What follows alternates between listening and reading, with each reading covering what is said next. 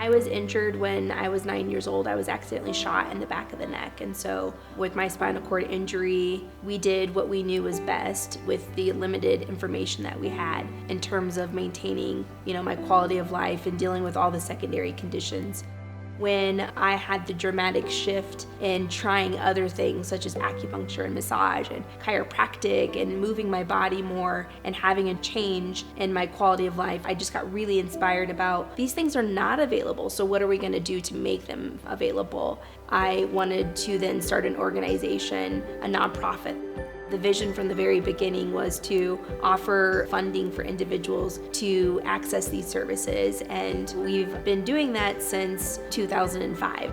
As a home health administrator and a certified nurse assistant that goes into people's homes to help meet their needs, I often observe people who are really just surviving day to day because of the challenges of their health needs or their disability. And I really see the work that we're doing at the Chanda Plan Foundation as work that are helping people get beyond those basic needs and concerns to a higher level of actualization in their life so they can be more engaged in the community because they aren't suffering from pain every day. And so that's part of the reason why I am a very proud and excited board member and donor to continue to be a part of the Chanda Plan Foundation.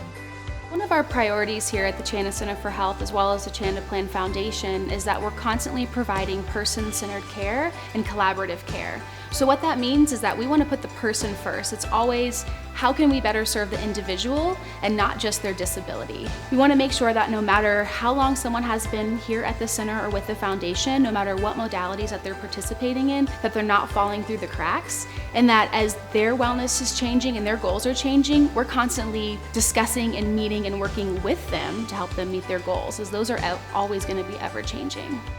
I think the Chanda Plan is really leading the way because of the results it provides to the individuals who participate, but also to really focus on the long-term building into the system, the ability for people to access these services. And that includes advocacy in the Medicaid system and someday in the private insurance system, as well as legislative pushes to make this more accessible. We're setting up a model that shows how healthcare should be delivered for all. I think that when we can show that we're making impact, we're improving the quality of life, that's the way that healthcare should be. And I think that all healthcare should always feel good. And so we are so excited for more people to be aware of us.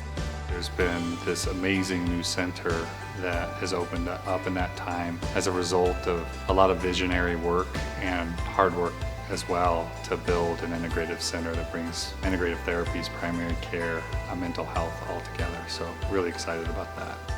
It's such a unique facility, not only because you're around peers like you, but also because you're surrounded by all these providers who can help you reach your goals. I've never experienced being in an organization, whether it's a hospital or anywhere else, where these many people collaborate with me in mind.